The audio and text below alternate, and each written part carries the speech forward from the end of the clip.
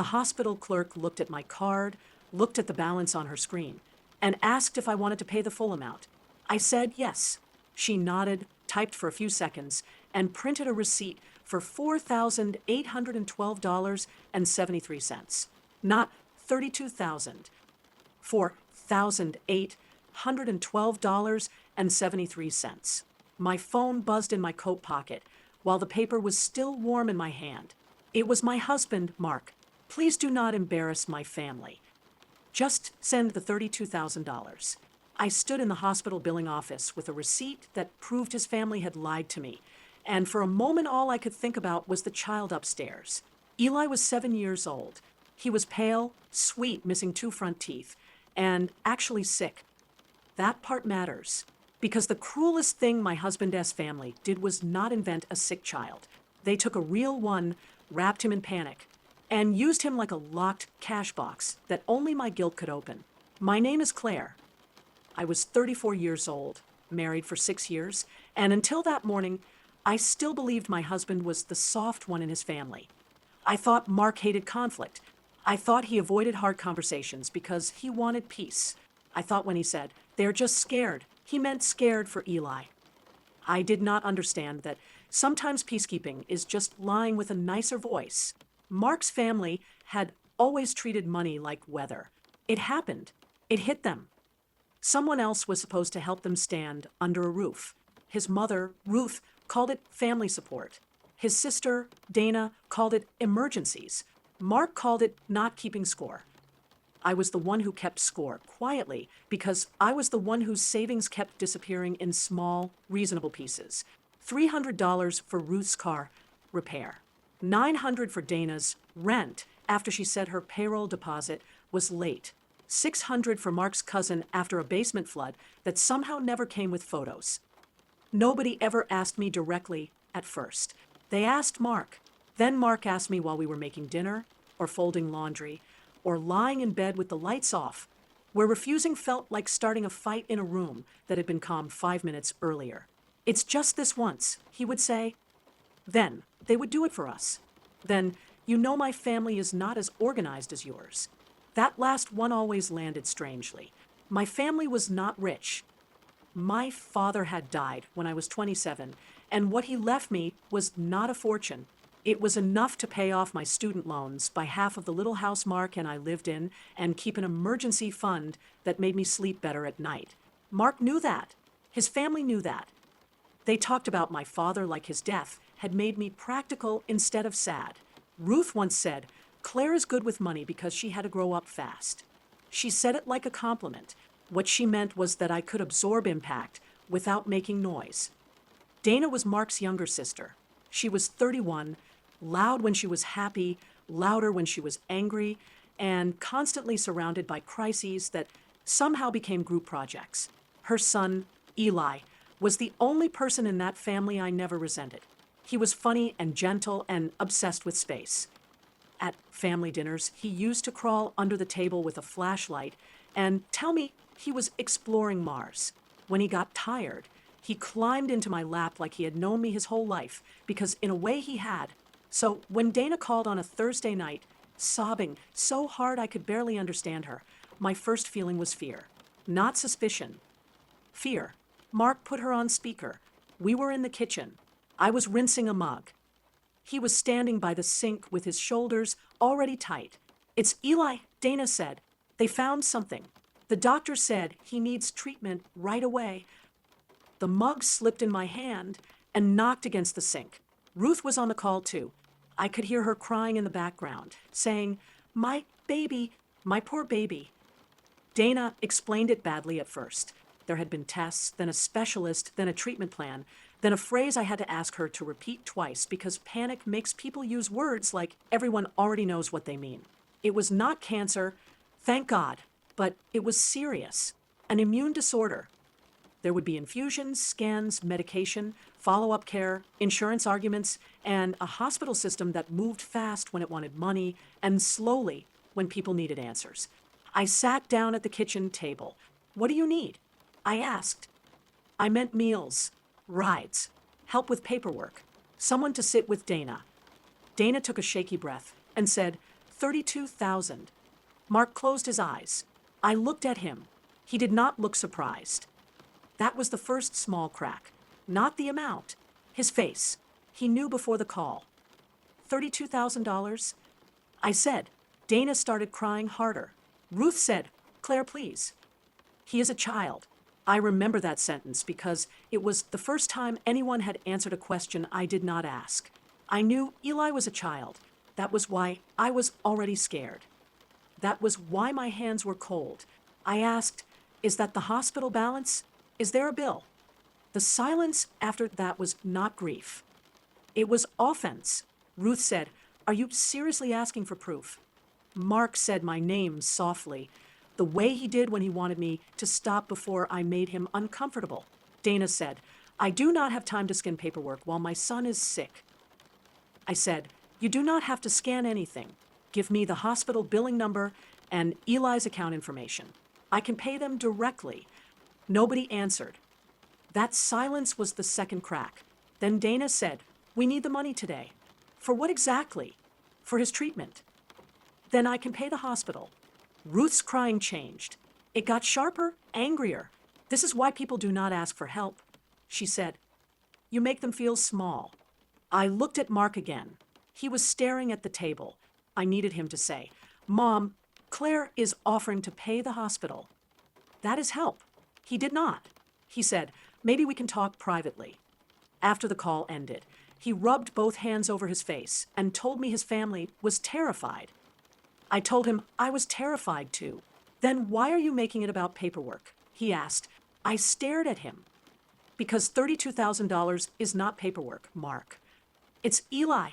"No, Eli is Eli. $32,000 is $32,000. He flinched like I had said something ugly. That was how his family trained people. The moment you separated the child from the cash demand, they treated you like you had harmed the child. Mark paced the kitchen and told me that Dana's insurance was a mess, that Ruth had already maxed out 2 credit cards, that Dana's husband, Paul, was working overtime, that nobody else could cover it, and that I had money sitting in an account for emergencies. I said, "A hospital bill is an emergency. I will pay the hospital." He said, "They need cash." I said, "Hospitals take cards." He looked at me, then really looked, and I saw anger under the worry. "You do not trust my family." I almost said, "Not with $32,000. Instead I said, "I trust hospitals to apply money to hospital bills." He slept on the couch that night. At 6:12 the next morning, Ruth added me to a group chat called Eli Support. There were 17 people in it. Mark, Dana, Paul, cousins, 2 aunts, Ruth's sister from Ohio, people I had met twice at barbecues, and one uncle who immediately sent a prayer hands message followed by, "Claire, Mark says you might be able to save the day." I sat in bed with the phone, lighting my face, and felt something heavy settle in my chest. Mark had told them, not that I offered to pay the hospital, not that I asked for billing details. He told them I might be able to save the day. Dana sent a photo of Eli asleep under a blue blanket. His cheeks looked hollow. There was a hospital bracelet around his wrist. Then she wrote, "We need the funds today before 3 in the afternoon. Please, everyone help however you can." Ruth wrote, "Some people have more ability than others. God sees who steps up." That one was for me. Mark was lying beside me, awake, pretending not to watch me read. I said, "Why did you tell them I could pay?" He said, "Because you can. That was not your information to give. He's my nephew. And the money is from my father's life insurance." He sat up. "So now my nephew has to compete with your dead dad." I went completely still. There are sentences in a marriage that do not sound loud when they happen, but they keep making noise inside you for years. That was one of them. I got out of bed and went to the bathroom because I did not want him to see my face. While I brushed my teeth, the group chat kept buzzing on the counter. One aunt wrote, "I can't imagine having savings and still needing more details while a child suffers." Another wrote, "When my daughter was in the hospital, we did not ask questions. We just acted." Paul wrote nothing. That bothered me. Paul was Eli's father. He was usually the first one to complain, defend Dana, ask for help, or post too many pictures from youth baseball. but in a chat about his own son's urgent treatment, he was silent. I asked Mark about it while he was getting dressed. Where's Paul in all this? Mark pulled a shirt over his head and said, he's dealing with a lot. His son is in the hospital. Exactly. So why is Dana asking for your mother and not with him? Mark snapped. Can you stop investigating my family for 5 minutes? That was the third crack. Not because he was stressed, because I had not accused anyone yet, and he was already defending them like I had. By noon, the group chat had turned into a courtroom where I was the only person on trial. Dana wrote that she had never felt so humiliated in her life. Ruth wrote that if Eli got worse, some people would have to live with their choices. Mark texted me privately from work. Can you please just transfer it, and we will figure the paperwork out later? I wrote back, send me the hospital account number. He replied, Claire. I wrote, Mark. Then he stopped responding. At 1:18, I checked our joint checking account to pay the electric bill. That was when I saw the transfer. $6,500 had been moved out 3 days earlier. The memo line said family emergency. My body went cold in a way that felt almost clean. There it was. Not proof of everything. Not yet, but proof that Mark had already started giving them money before he asked me to give more. I opened the details. The transfer had gone to Dana. I took a screenshot.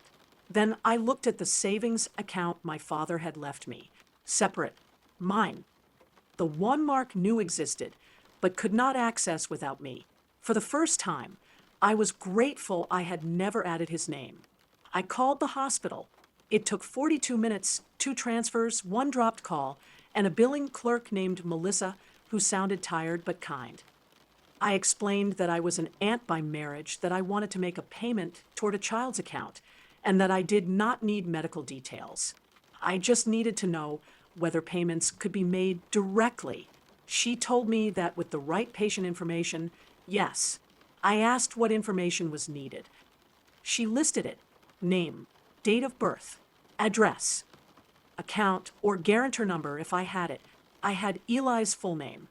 I knew his birthday because I had bought the cake shaped like Saturn 2 months earlier. I knew Dana's address because I had driven there with groceries after Eli's first round of tests. Melissa put me on a brief hold. While I waited, Ruth called twice. Dana called once. Mark texted me 4 times. Please do not make this harder. My mother is crying. Dana says billing will confuse everything. We are running out of time. Melissa came back. I can confirm there is a patient responsibility balance. She said carefully, I cannot discuss treatment details. I understand. The current balance available for payment is $4,812.73. I did not speak. She asked if I was still there. I said, can you repeat that amount? She did. $4,812.73, not $32,000. I wrote it down on the back of an envelope, even though my hand was shaking too hard to make the numbers neat. I asked, is there any note that $32,000 is due today? Melissa paused. I cannot provide full account notes to someone who is not authorized. I understand. Can you tell me if the balance you gave me can be paid today? Yes. Can I pay it in person? Yes. I hung up, got my coat, and drove to the hospital. On the way there, I kept thinking about Eli. That is the part one wants people to understand. I was not driving there to expose Dana. I was not driving there to win. I was driving there because a child had a real bill and I could pay it. But I was also driving there because every adult around that child had refused to let me help in a way that left a record. That mattered. When I got to billing, Melissa was at the window. She recognized my voice and gave me a small, tired smile. I paid the full balance. The receipt printed, $4,812.73. I asked if there would be a confirmation number. She highlighted it for me. Then I stepped into a quiet corner near the vending machines and took a photo of the receipt. My first instinct was to send it only to Mark. That was the old Claire, the one who tried to give people private exits so they could stop hurting me without being embarrassed. But Mark had not kept this private. He had put me in front of 17 relatives and let them call me cold while he already knew money had left our joint account. So I sent the receipt to the group chat. I wrote one sentence under it.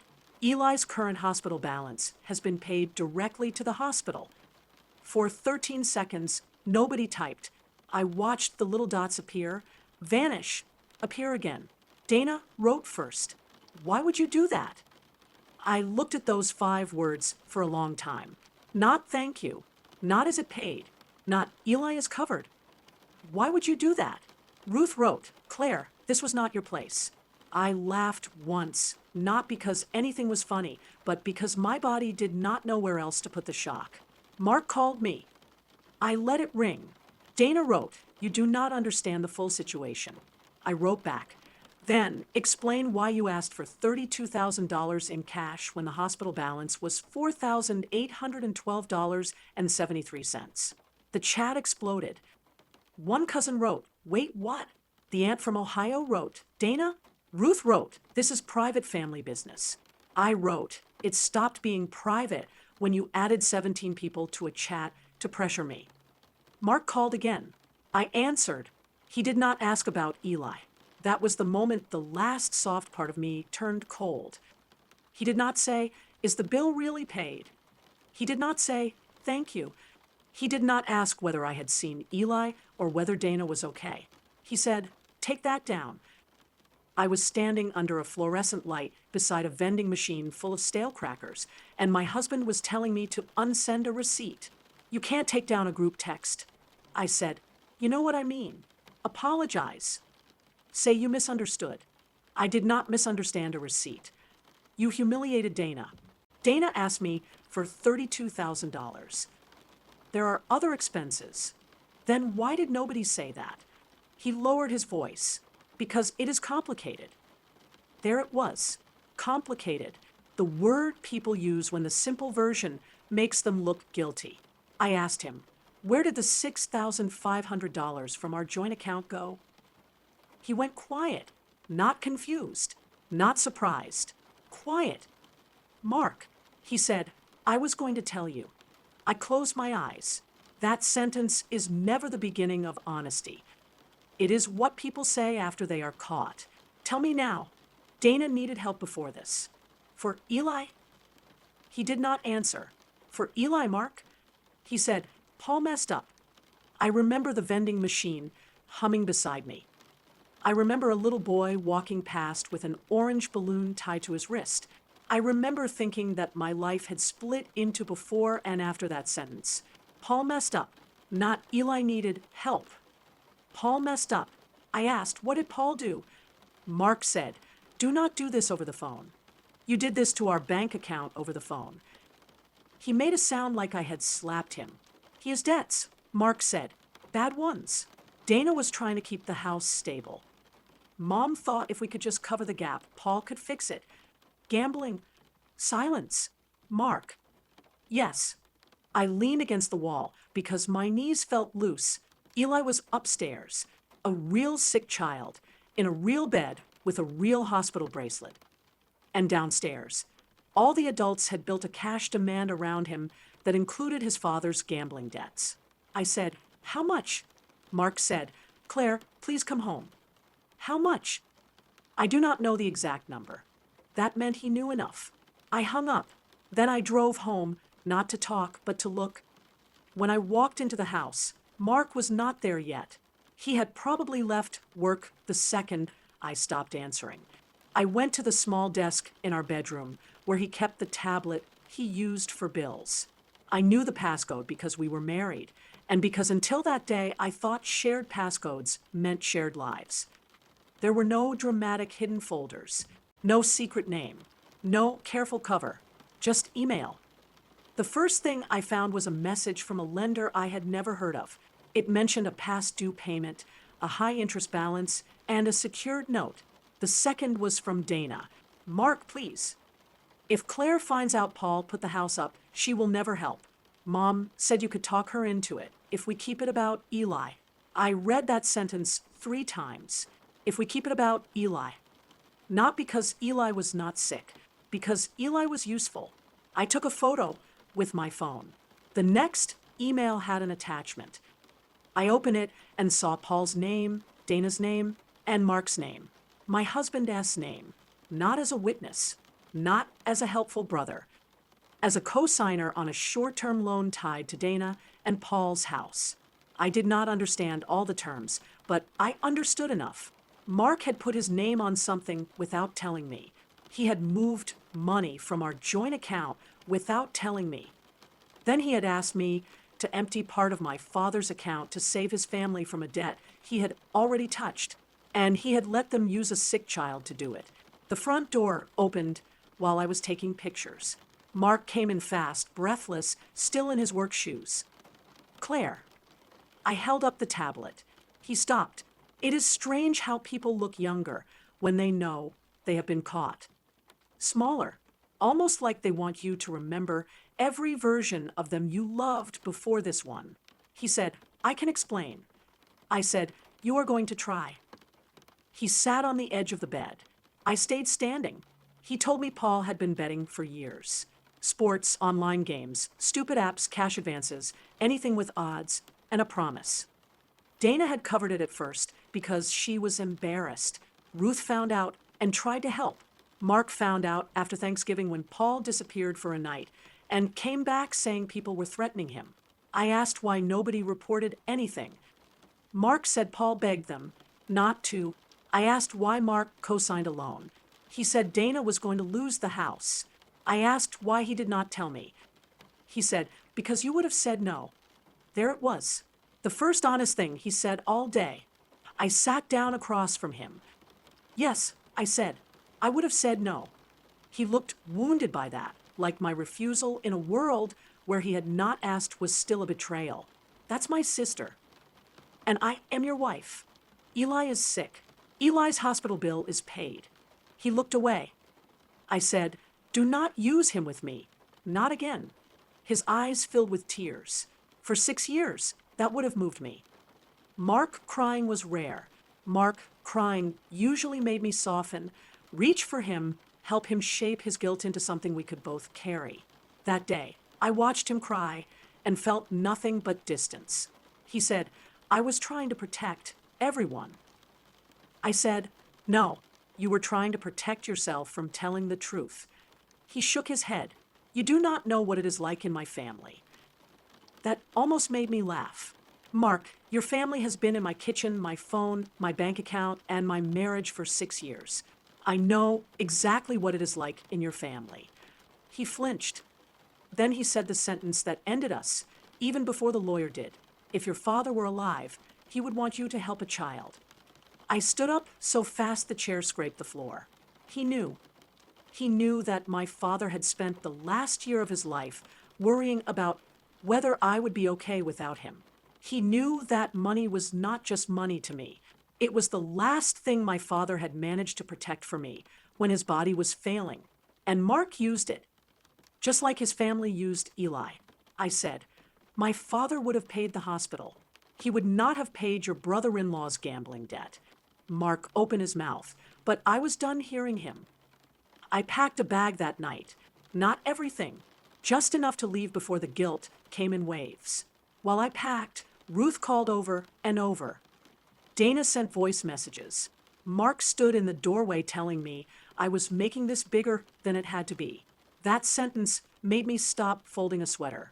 Bigger than it had to be? He said, I mean leaving. Lawyers. Freezing things. This can still be handled inside the family. Inside the family.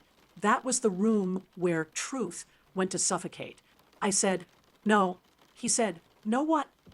No, I am not handling this inside the family. The next morning, I met with a lawyer. I brought screenshots, bank records, the hospital receipt, the loan email, the message from Dana saying they had to keep it about Eli, and the group chat where 17 people had been invited to shame me into sending cash. The lawyer looked through everything quietly. Then she said, first, separate your accounts. Today, I did. I moved my paycheck to a new account. I froze the joint credit card. I contacted the bank about the unauthorized transfer from the joint account. I changed passwords. I changed the locks on the account my father left me, not physically, but in every way that mattered. Mark texted me all afternoon. This is extreme. My mom says you are punishing Eli. Dana cannot stop crying. Paul may lose the house. You are destroying my family. I responded once. Eli's hospital balance was paid. I will not send cash to adults who lied about a child's medical bill. Then I muted him. That night, Ruth tried to turn the whole thing into a family meeting. She sent a message to everyone from the Eli support chat and told them we needed to get together on Sunday because misunderstandings had gone too far. Misunderstandings. I read that word at my sister's kitchen table with my laptop open, and my bank statements spread beside a mug of coffee that had gone cold. My sister, Natalie, leaned over my shoulder and said, "Do not go." I said, "I'm not going to be persuaded. I am going to hear what story they are telling." She did not like that answer, but she understood it. So on Sunday afternoon, I went to Ruth's house with Natalie in the car outside, my phone recording in my purse, and a folder with copies of exactly 4 things. The hospital receipt, the group chat cash demand, the screenshot of the $6,500 transfer from our joint account, and Dana's message saying they had to keep it about Eli. I did not bring the loan papers. My lawyer had the originals, and I was not there to argue interest rates with people who thought shame was a payment plan. The living room looked the way it always did. Family photos on the wall, a basket of folded blankets by the couch, Ruth's church candle burning on the coffee table, making the whole room smell like vanilla and judgment. Dana sat on the love seat with her arms crossed. Paul was beside her, staring at the floor. Mark stood near the fireplace. He looked relieved when I walked in, like my presence meant I had already softened. Ruth started before I even sat down. "Claire, we all agree emotions were high." I stayed standing. "No," I said, "we do not all agree on that." Her mouth tightened. "A child was sick." "A child is sick," I said, "and his hospital bill was paid." Dana made a small sound, almost a scoff. "You keep saying that like it fixes everything." "It fixes the thing you said the money was for." Paul rubbed both hands over his face. Ruth pointed at him like she had found proof for a closing argument. "Look at what this is doing to him." I looked at Paul. For the first time since all of this started, he met my eyes. He looked ashamed, not angry, not sick with worry for Eli, ashamed in the specific way people look when they are not surprised by consequences, only disappointed that they arrived. I asked him, "Did you know they asked me for $32,000? Dana said, "Do not interrogate my husband." I did not look at her. Paul swallowed and said, "I knew they were asking for help." "Did you know the hospital balance was under $5,000? Nobody moved. Ruth said, "There are costs you do not understand." I opened the folder and placed the hospital receipt on the coffee table. Then say them without using the word hospital. That was when the room changed. Not loudly, not dramatically, just enough. Mark looked at the receipt like it was a person who had betrayed him. Dana looked at Ruth. Ruth looked at Paul. And Paul looked back down at the carpet. I said, "I am not asking whether you had problems. I know you had problems. I am asking why 17 relatives were told I was letting a child suffer unless I sent cash today." Ruth said, "Because you would not listen privately." I laughed once. "You added me to a public group chat at 6 in the morning." Because Dana was desperate. For Eli's bill, Dana's eyes filled with tears. They were real tears, but by then I had learned that real tears could still be used as cover. She whispered, "We were drowning." For 1 second, I saw her as Eli's mother and not as the woman who had lied to me. Exhausted, scared, married to a man whose choices had put her house and child in the same sentence as debt. Then I remembered the message. If Claire finds out Paul put the house up, she will never help. Mom said you could talk her into it if we keep it about Eli. I placed that screenshot beside the receipt. Dana stared at it. Ruth said you had no right to go through private messages. Mark said very quietly, Mom. It was the first time he had corrected her, and it came days too late. I looked at him. Do not start now and expect credit. His face went red. Ruth stood up. This is your husband. This is his family. You do not get to walk in here like a prosecutor. Then stop giving me evidence. The room went quiet. That silence was different from the silence on the phone when I asked for the bill. That silence had been a group deciding how to pressure me. This one was a group realizing pressure had stopped working. I put the last paper on the table, the transfer from our joint account. This is the part that ended my marriage. I said, Mark said my name. I raised my hand. No. You moved money without telling me. You co-signed debt without telling me. Then you let your family use Eli to ask for my father's money. There is no version of that where I am the one who broke the family. Ruth's eyes flashed. Your father again. I picked up my folder. Yes, my father again, because dead people cannot defend what they left behind. So I am going to. Nobody followed me when I walked out. That told me more than another argument would have. If they had really believed I was wrong, they would have chased me with outrage. Instead, they stayed in the room with the papers. They knew, by evening, Ruth had moved from crying to rage. She sent me a message long enough that my phone showed only the first lines. I opened it because some part of me wanted to see how far she would go. She wrote that I had never understood family, that I had used my father's money to control people, that I had humiliated a mother with a sick child, that I would regret putting receipts over blood. Receipts over blood. I saved that message too. Then I replied with the hospital receipt and wrote, this receipt helped Eli. Your cash demand helped adults hide debt. She did not respond for 3 hours. When she did, she wrote, you always thought you were better than us. That was easier to read. At least it was honest. For the next week, the family tried every door. The guilt door. Ruth left voicemails saying Eli was asking why Aunt Claire was mad at him. I called Dana once, only once, and told her that if anyone told Eli this was his fault, I would send every message to every adult in the family who had been in that chat. Dana whispered, you do not understand what Paul did to us. I said, I understand that you used your son to hide it. She started crying. I did not comfort her. The reputation door. One cousin messaged me privately and said Ruth was telling people I had paid a tiny bill to make Dana look like a liar while refusing the real treatment costs. I sent him the receipt, the cash demand, and Dana's message about keeping it about Eli. He wrote back, I am sorry. I did not know. Then he left the group chat. The marriage door. Mark showed up at my sister's apartment, where I was staying, with flowers and a folder. My sister did not let him in. She called me from the hallway and asked if I wanted to speak to him. I almost said no. Then I thought about the folder. I opened the door with the chain still on. Mark looked awful, unshaven, pale, holding grocery store roses like a man who had seen apology work in movies and hoped it had real power. He said, I brought everything. I looked at the folder.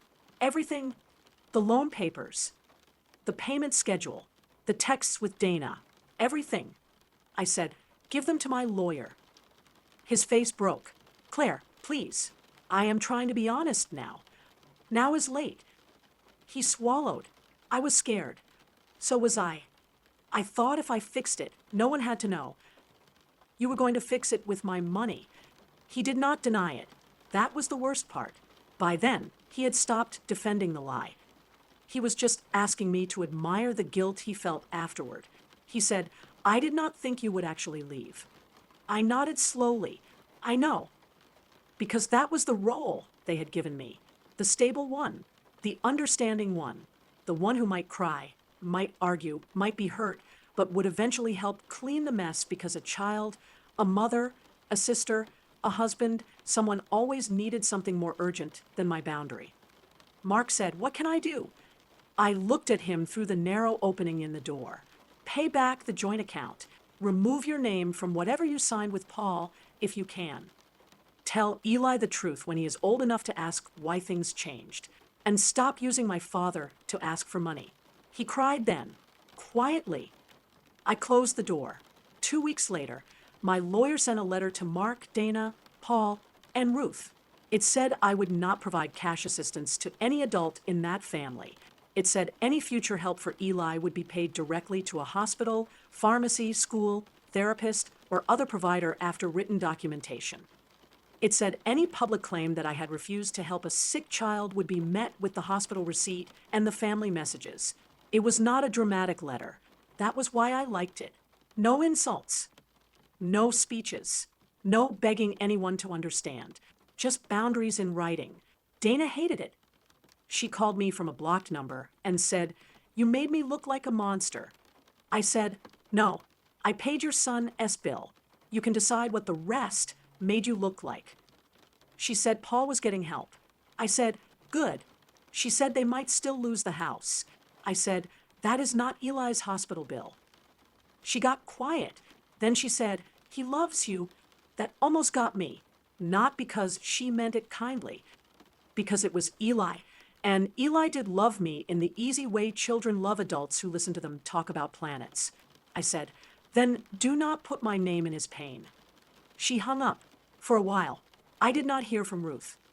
Then, 3 days before Eli's next infusion, she sent one text. "The pharmacy needs $186. Dana is too ashamed to ask you. No apology. No thank you for the hospital bill. No admission that $32,000 had been a lie, but there was a pharmacy name, a phone number, and an amount. I called the pharmacy. The balance was real. I paid it. Then I sent the receipt to Ruth and Dana and wrote, 'Paid directly.' Ruth did not respond. Dana sent a thumbs up. It was the closest thing to peace I was going to get from them, and it was not peace at all. It was compliance with a locked door. Mark and I separated officially that month. People expected me to say the marriage ended because of money. It did not. Money was only the trail. The marriage ended because my husband believed my love could be converted into cash if the story was sad enough. It ended because when his family needed a lie to sound holy, he handed them my grief and my savings and my trust. It ended because he did not ask me to help. He helped them corner me. Months later, Eli sent me a drawing through Dana. It was a rocket ship with 3 crooked stars and a tiny person in the window. On the back, in Dana's handwriting, it said, "He wanted you to have this." I put it on my fridge. Then I paid his next documented pharmacy bill directly when it came. That is the part some people still do not understand. I did not stop caring about Eli. I stopped letting adults rent his suffering by the hour. Ruth still tells relatives I chose receipts over family.